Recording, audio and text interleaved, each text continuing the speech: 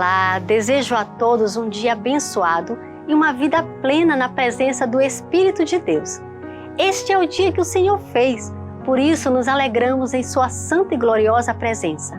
Aqui, Dani Siqueira, e esse é o Notícias do Reino, um espaço para as coisas do Rei dos Reis, do seu reino e conforme a sua justiça. Você encontra todos os nossos programas no YouTube, DS Produções Web. Deixe seu like e comentário, pois dessa forma você vai ajudar outras pessoas a receberem esse conteúdo. Em Cristo, somos um. Se você tem uma Bíblia esquecida em algum lugar de sua casa, é hora de tirar a poeira e abrir a sua Bíblia para acompanhar o nosso estudo bíblico de hoje. Entre a cruz e a espada. E o texto principal, Atos 5:29, fica por conta da Thalita recitá-lo. Atos 5:29. Então Pedro e os demais apóstolos afirmaram: e mais importante, obedecer a Deus do que aos homens. O que fazer em uma situação onde estamos sendo coagidos com a finalidade de nos fazerem calar para impedir que a palavra de Deus seja anunciada? Ou se recebermos uma ordem que vai de encontro à palavra de Deus? Na primeira situação, que é a tentativa de impossibilitar a pregação da palavra de Deus, é o que vamos estudar em nosso primeiro exemplo. Ocorre que os apóstolos, por estarem chamando muita atenção devido aos muitos sinais e prodígios que estavam fazendo, despertaram a inveja do sumo sacerdote e daqueles do partido dos saduceus. Porém, a inveja e os obstáculos nunca foram um impedimento para a expansão da obra de Deus. E aumentava sempre mais o número de crentes do Senhor, uma multidão de homens e mulheres a ponto de levarem os enfermos até pelas ruas e os colocarem sobre leitos e macas, para que ao passar Pedro, ao menos a sua sombra se projetasse sobre alguns deles. E todos eram curados. E vejam que onde existe corrupção, os valores são invertidos. A causa do nosso Senhor Jesus Cristo é nobre, mas quem desobedece a Deus não tem a luz do Espírito de Deus. Portanto, o bem parece mal aos olhos daqueles que estão servindo aos seus próprios desejos. E por esse motivo, prenderam os apóstolos e os recolheram à prisão pública. Mas está escrito: de noite, um anjo do Senhor abriu as portas da prisão e, levando-os para fora, lhes disse: vão ao templo e digam ao povo todas as palavras desta vida. Tendo ouvido isto, logo ao amanhecer, entraram no templo e ensinavam. É claro que uma situação dessas é inusitada. Os homens que deveriam estar presos agora estão soltos, sendo que as portas continuam fechadas. As cadeias não foram capazes de segurar o poder de Deus. E você tem alguma dúvida que o Senhor vai fazer valer a vontade dele? Os apóstolos foram ao templo e ensinavam como se nada tivesse acontecido, para um enfurecimento ainda maior por parte dos algozes, líderes religiosos e políticos. E depois disso, o sumo sacerdote interrogou os apóstolos, dizendo: não é verdade que ordenamos expressamente que vocês não ensinassem nesse nome? No entanto, vocês encheram Jerusalém com a doutrina de vocês e ainda querem lançar sobre nós o sangue desse homem. Ao que Pedro firmemente, juntamente com os demais apóstolos, afirmaram o texto que abrimos a nossa mensagem de hoje. É mais importante obedecer a Deus do que aos homens. Na segunda parte do nosso estudo de hoje, levantamos a questão de estarmos sendo obrigados a fazer algo que não queremos fazer. E para demonstrar essa situação, temos as parteiras desobedientes. Ele disse: quando vocês servirem de parteiras às mulheres hebreias, verifiquem se é menino ou menina. Se for menino, matem. Se for menina, deixem viver. Ou seja, ele está dizendo em outras palavras, quando vocês estiverem exercendo o ofício de vocês, façam isso. matem especificamente os meninos nascidos das mulheres hebreias. Essa foi uma ordem do rei do Egito, o faraó, as parteiras, Sifrá e Puá. E o que você faria em uma situação dessas, já que a ordem do rei vai de encontro à vontade de Deus? E se essa ordem fosse do seu chefe, do seu pai, do seu pastor ou de alguém que exerce influência de autoridade sobre a sua vida? Não necessariamente precisa ser assim ao extremo, para matar, mas pode ser para mentir, enganar, trair, enfim, qualquer ordem que ele faça pecar. Isso é o que se diz de estar entre a cruz e a espada. Estar entre a cruz e a espada significa dizer, precisar escolher entre duas opções ruins.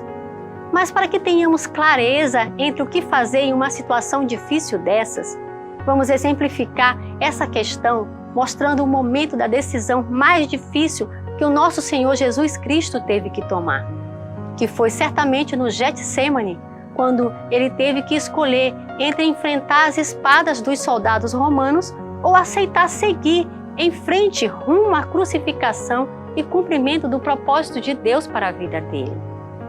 Porém, levando como referencial nosso Senhor Jesus, a resposta fica mais fácil de identificar. Para o Senhor Jesus, fazer a vontade do Pai sempre foi uma coisa boa e a única opção. E no seu momento extremo de dificuldade não foi diferente.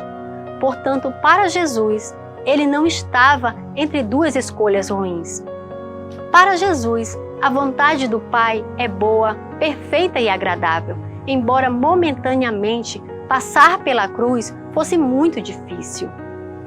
Porém, diante da perspectiva da cruz que o Senhor Jesus teria que passar, Pedro teve outra atitude, diferente do que é ensinado pelo nosso mestre, que foi puxar a espada e cortar a orelha do soldado, o que demonstra que ele ainda não estava convertido de fato, como vimos quando ele esteve na prisão e saiu sendo um instrumento de libertação para o povo, pagando um alto preço pela causa do reino de Deus.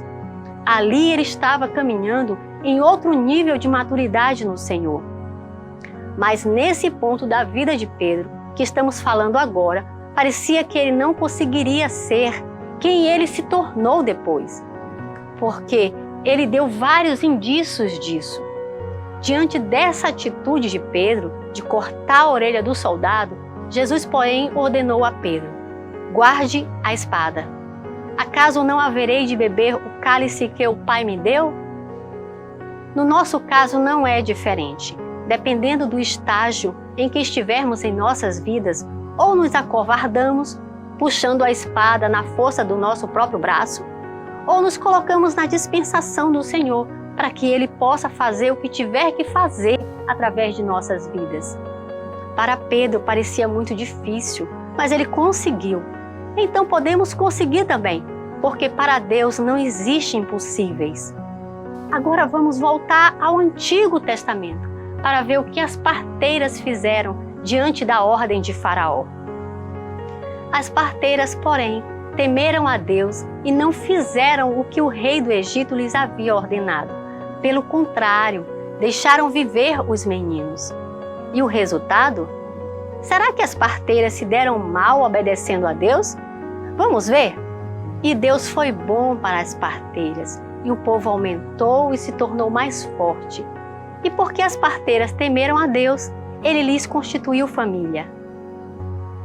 As parteiras, mesmo correndo riscos, ajudaram a Deus preservando várias vidas e ainda ajudaram o futuro de Israel.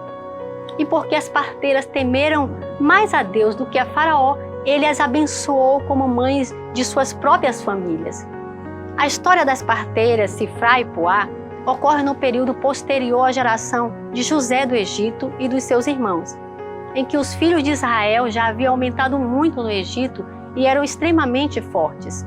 Quando se levantou no Egito um rei que não havia conhecido José.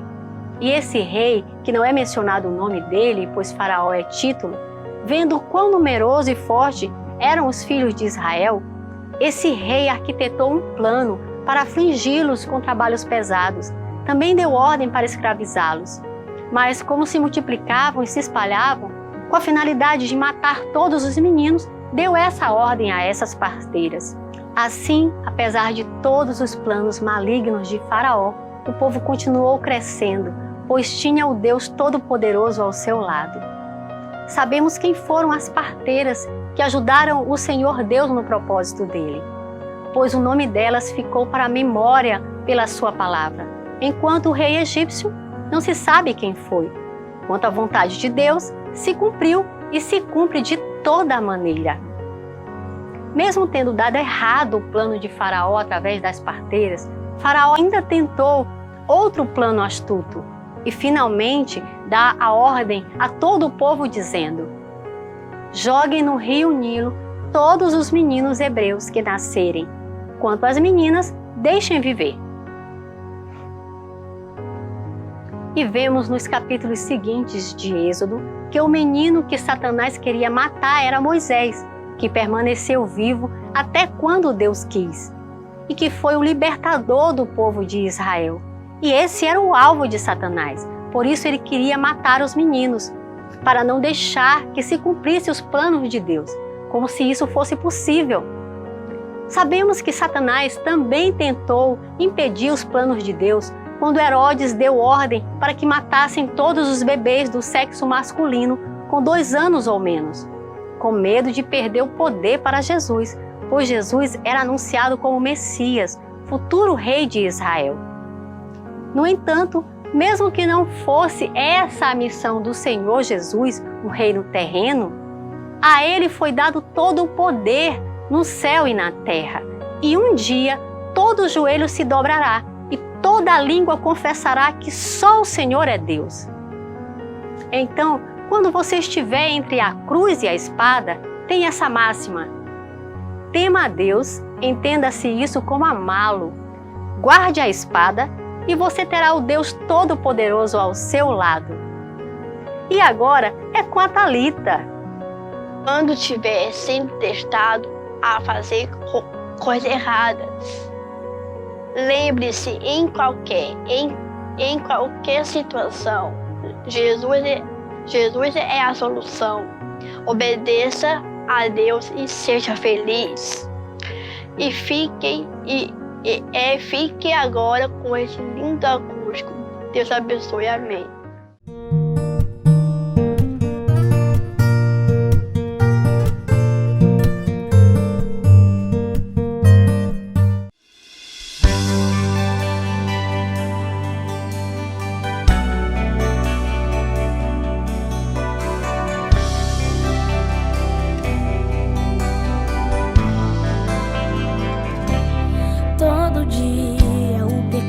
Vem bater em minha porta e me desafiar, me dizendo que eu sou livre, posso tudo e também de tudo posso desfrutar. Todo dia quer me convencer, me falando não tem nada a ver, faça o que quiser.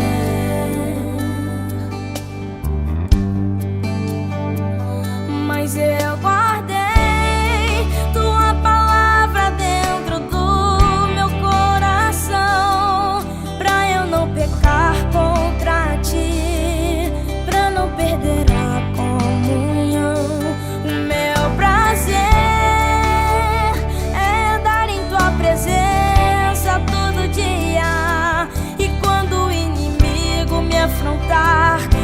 possa dizer